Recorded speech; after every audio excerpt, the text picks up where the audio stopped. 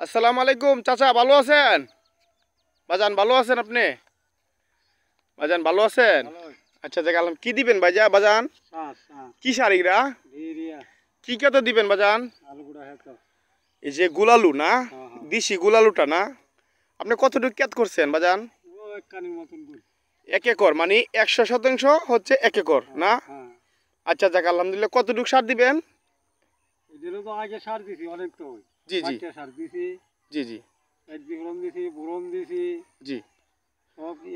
এখন আপাতত শুধু খালি এই সাবুগুলা দিলে মানে ওকে, আপনার আর কোনো কাজ নাই।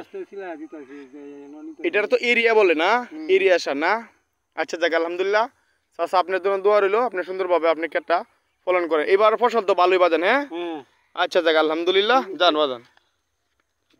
উনি হচ্ছে আমাদের নিকলিপুর গ্রামের ইসরাহিল চাচা। উনি অত্যন্ত অনেক ভালো মানুষ, ভালো মনের মানুষ। এই যে এটা কাশকেত বলা হয়। উনির গুরু হচ্ছে প্রায় 25টা না চাচা? উনির 25টা গুরু।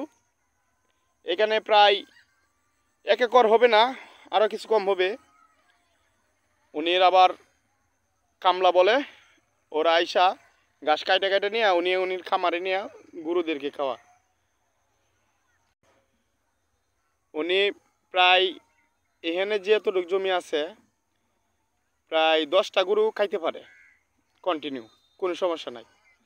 উনি এখানে প্রায় 80% জায়গা, এর ভিতরে মনে করেন আপনার উনি 10টা 15-12টা গরু উনি লালন করতে পারে। আর এমনি এটার মধ্যে যদি ধান চাষ করতো তখন 60 মণ বা 70 মণ ধান হতো আর কি। কিন্তু 60 মণ বা 70 মণ ধান করতে তো অনেক এই সারে তেলে প্রায় ভালোই খরচ হয়ে যায়। কিন্তু উনি গরু পাইলে একটা গরুতে মনে করেন উনি এই 20,000-30,000 টাকা লাভ করতে পারে এই 6 মাসে। তখন হিসাব মিলাইতে গেলে প্রায় উনি 3 লক্ষ টাকা লাভবান হতে পারে। আসসালামু আলাইকুম। সকলের কাছে দোয়া চাই ইসরাইল চাচার জন্য।